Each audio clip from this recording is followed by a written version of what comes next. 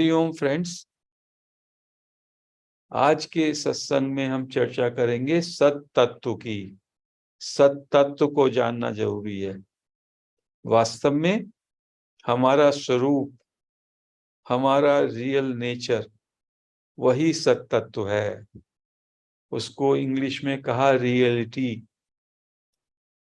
आत्मन या परमात्मन। ये कितने नामों से उसको कहा, केवल वही एक सत तत्व है। और जितना भी कुछ हमको मन से, इंद्रियों से दिखाई देता है विविध रूपों में, उस सब की कोई भिन्न सत्ता नहीं है। वो सब असत है। हमारा देह भी, हमारा मन भी, हमारी बुद्धि भी, और जगत का जो ये सारा प्रपंच है वो सब असत है।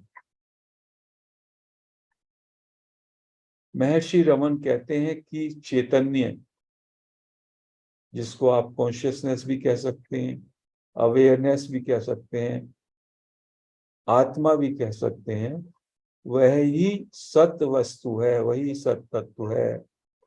अन्य सभी वस्तुएं उसके ही विविध रूप हैं, उससे भिन्न सत्ता नहीं रखते। किससे? उस सत तत्व के अलावा उनकी कोई सत्ता नहीं है।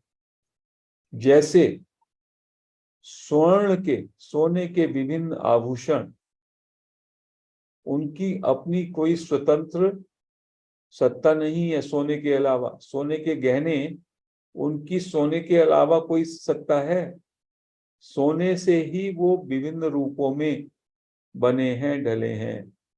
ऐसे ही ये देह, ये मन, ये बुद्धि, ये इंद्रियां और सारी की सारी बाहर की वस्तुएं, इन सब का आधार, इन सब का प्रकाशक वही एक सत तत्व है, और वह आप स्वयं हो। हमारा स्वरूप वही सत तत्व है।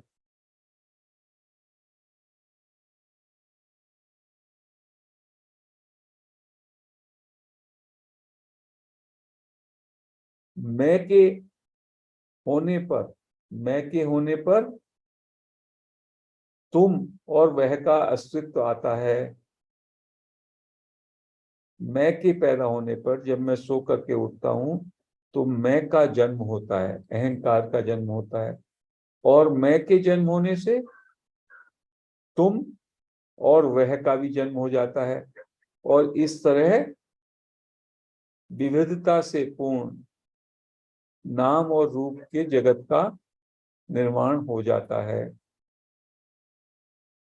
तो महर्षि का कहना है, इस मैं की खोज करो, इस मैं का अनुसंधान करो। मैं का क्या स्रोत है? मैं का क्या स्रोत है? मैं कौन हूं और मैं किस स्रोत से उत्पन्न होता हूं? इसके अनुसंधान द्वारा मैं केवल वर्तमान में ठहर पाऊंगा। मैं वर्तमान पे ठहर पाऊंगा।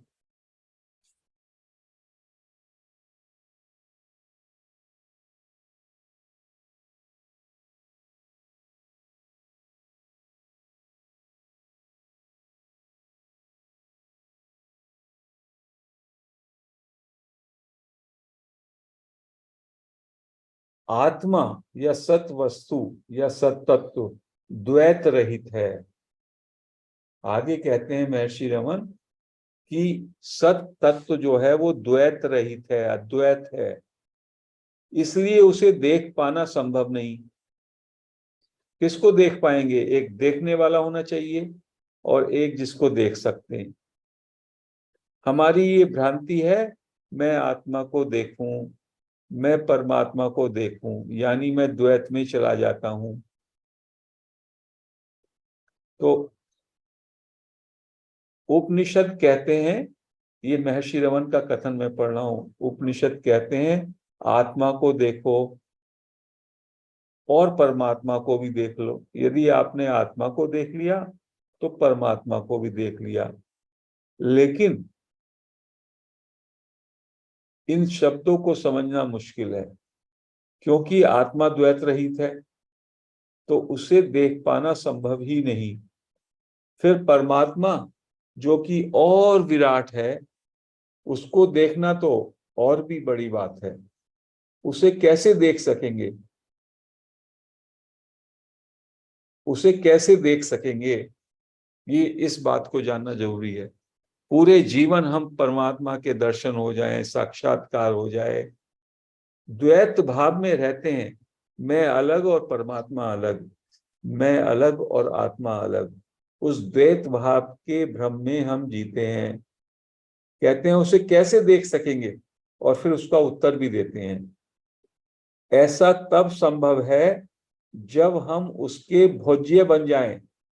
भोज्य मतलब वो मुझको खा ले, आत्मा या परमात्मा मुझको निगल ले, अर्थात वह अपने में हमें मिला ले, आत्मसात कर ले। इस बात को समझें। जब मैं का अन्वेषण करता हूं, तो ये जो झूठा अहंकार है जिससे मैं अपने को अलग मानता हूं, उस अनुसंधान के माध्यम से मैं स्रोत में चला जाता है। और वो स्रोत क्या है? स्रोत तो आत्मा है। तो वह अपने आत्मसात कर लेता है, मैं को भोज्य बना लेता है, मैं को निगल लेता है, और मात्र स्रोत रह जाता है, आत्मा रह जाता है। आगे बोलते हैं महर्षि रमन कि ईश्वर या सत्तत्व ही मन को प्रकाशित करता है। जो ये हमारा मन है, जो चैतन्य लगता है, उसको सत्तत्व ही, चैतन्य ही प्रकाशित करता है। और यह मन के अंदर अप्रत्यक्ष रूप से छिपा भी रहता है। मन के अंदर ये विद्यमान है, इसी का प्रकाश विद्यमान है, आत्मा का, सत्तत्व का या ईश्वर का।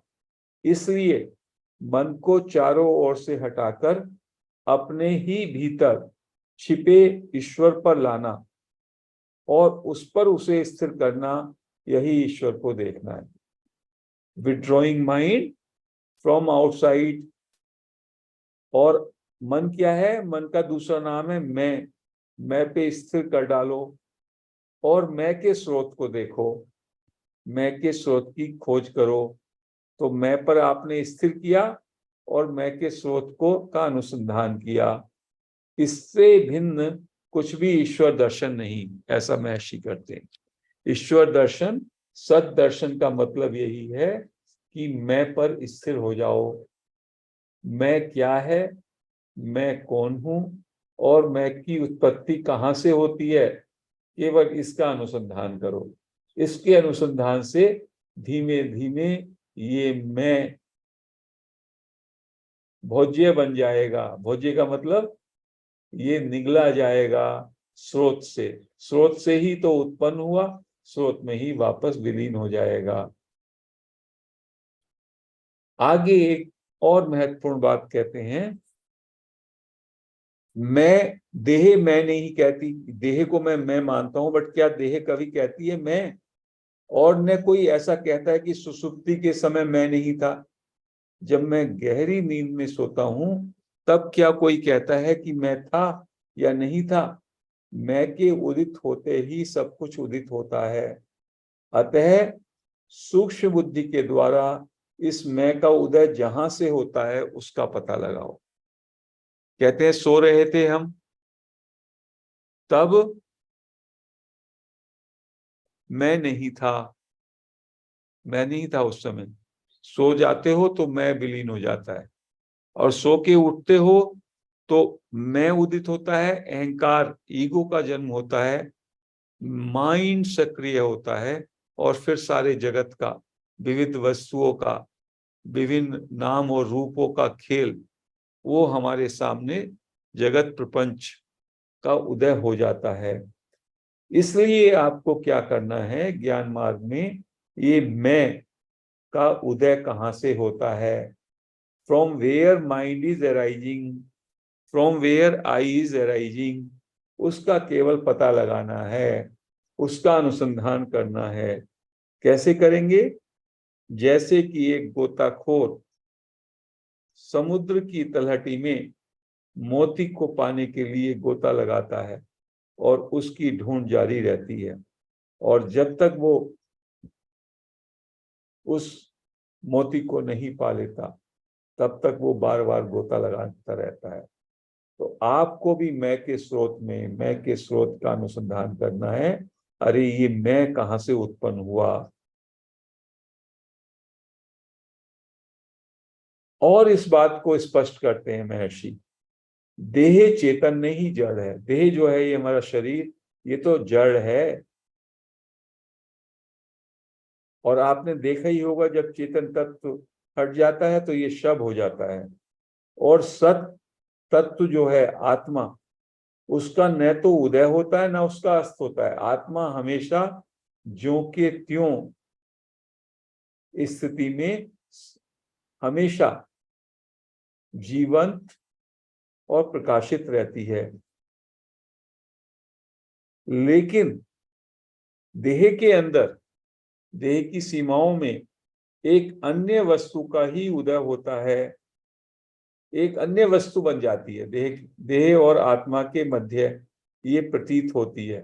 ये क्या है? मैं, इसको मैं कहते हैं। देह जड़ है और आत्मा चेतन है, लेकिन इन दोनों के संसर्ग से एक नई वस्तु का जन्म होता है, वही अहंकार है, मैं। और इस मैं को ही अहंकार, ग्रंथि, सूक्ष्म शरीर, चित्त आदि नामों से जाना जाता है। संतों ने इसको चित जड़ ग्रंथि या बंधन कहा है। ये जो बंधन है ये मैं का बंधन है। मैं से मुक्त, आप मुक्त। मैं का बंधन के कारण ही मैं जगत प्रपंच में आ जाता हूं। मैं देह को वास्तविकता मान लेता हूं, मैं अपने को शरीर मान लेता हूं, जबकि मैं तो शरीर ही हूं। मैं क्षेत्र नहीं हूं, क्षेत्रज्ञ हूं, क्षेत्र को जानने वाला हूं। तो ये मैं के कारण होता है। तो मैं ही एक ऐसा कारण है जिसके कारण बंधन या ज्ञान है। तो उस मैं का आप अनुसंधान करो। मैं के अनुसंधान के लिए दो ही बातें हैं। ये मैं कौन हूं, कौन है, और ये मैं कहां से उत्पन्न होता है। इस अहम विचार के स्रोत का अन्वेषण किया जाना आवश्यक है। और जब इस मैं के स्रोत की खोज कर लेते हैं तो अहंकार उस स्रोत में विलीन हो जाता है। और फिर क्या शेष रहता है? वो शेष रहता है आत्मा, आत्मा की असीमता, लिमिटलेस सोल कॉन्शियसनेस और परिपूर्णता। जो आत्मा पूरी तरह से अनलिमिटेड है, पूरी तरह से पूर्ण है। तो अहंकार उसी आत्मा में, स्रोत में मिलकर, खोकर मिट जाता है। जैसे नदी सागर में मिलकर सागर हो जाती है, जैसे नदी सागर में विलीन हो जाती है, ऐसे ही मैं के अनुसंधान करने पे मैं कौन है, मैं क्या है, और मैं कहां से उदय हो रहा है, मैं के स्रोत की जब आप लगातार अनुसंधान करेंगे, खोज करेंगे, तो मैं स्रोत में विलीन हो जाएगा। उसी तरह जैसे नदी सागर में विलीन हो जाती है। उसके बाद नदी का कोई अस्तित्व रहता है जब वो सागर में विलीन होती है? नहीं। सागर के पानी में विलीन हो गई नदी, क्या नदी का अस्तित्व बचा? ऐसे ही ये मेरा मैं, मेरे अहंकार का पूरी तरीके से लय हो जाता है, नाश हो जाता है। और मात्र उसका स्रोत जो कि आत्मा है, जो असीम है, इनफाइनाइट है, परिपूर्ण है, ब्लिसफुल है, सच्चित आनंद, वही रहता है। इसका मतलब मैं भोज्य बन जाता है, मैं निगल लिया जाता है। जैसे नदी को सागर निगल लेता है, ऐसे ही मैं को उसका स्रोत निगल लेता है। और यही सहजावस्था है। उसी की थोड़ी थोड़ी प्रैक्टिस हम सुबह को 5 मिनट सहज और शांत होकर के करते हैं। तो दोनों तरीके से आप उसका प्रैक्टिस कर सकते हैं। एक तो है पन पे, सत तत्व पे विश्राम करें। सत का मतलब ही है केवल है पन, आई एमनेस। जितना कि हम शरीर में रहने पर हम केवल जो मैक्सिमम कर सकते हैं वो केवल हैपन पे जमे रहें, हैपन पे ठहर जाएं। और साथ में मैंपन का अनुसंधान करें। मैं क्या है, मैं कौन हूं, मैं कहां से उदय हुआ। एक बार मैं को अनुसंधान आपसे जारी हो गया, जैसे कि किसी बहन का कोई छोटा सा गहना खो जाए कहीं पे और उसको वो लगातार ढूंढती है। ऐसे ही मास्टर्स कहते हैं पूरे टाइम आप मैं की खोज में लग जाओ। ये मैं उत्पन्न कहाँ से हुआ, मैं का मतलब है मैं स्वयं। तो धीमे धीमे मैं